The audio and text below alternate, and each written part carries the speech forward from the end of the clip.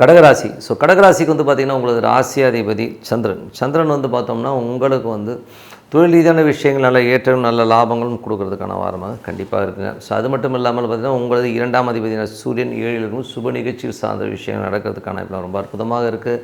3 மற்றும் 12ஆம் அதிபதியான புதன் 7ல் இருக்கும்போது கொஞ்சம் அலைச்சல்கள், சுப நிகழ்ச்சிகள் சம்மந்தமான விஷயங்கள், வியாபார ரீதியான விஷயங்களில் கொஞ்சம் அலைச்சல்கள் இருக்கிறதுக்கான வாய்ப்புலாம் நிறைய இருக்குது. 4 மற்றும் 11ஆம் அதிபதியான சுக்கிரன் 7ல் இருக்கும்போது புதிய சொத்துக்கள் வாங்கலாம் அப்படிங்கிற எண்ணங்களை கொடுக்கும். அதுக்கான தேவைகள், அதுக்கான பார்ட்னர்ஷிப் சம்மந்தமான விஷயங்கள் நடக்கிறதுக்கான ரொம்ப அற்புதமாக இருக்குது.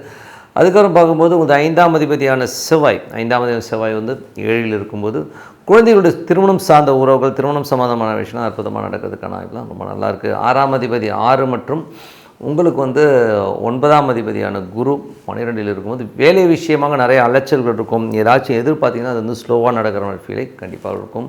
7ஆம் அதிபதி 7, 8ஆம் அதிபதியான சனி உங்களுக்கு 9ல் இருக்கும்போது தந்தையோட உடல்நலம் சம்மந்தமான விஷயங்கள் ரொம்ப கவனமாக இருக்கணும். அதே நேரத்தில் கணவன் மனைவிக்கு நடுவில் சின்ன சின்ன ஒரு ஸ்ட்ரெஸ்ஸஸோ டென்ஷன்ஸோ போகிறதுக்கான ரொம்ப ரொம்ப கவனமாக இருக்கணுங்க.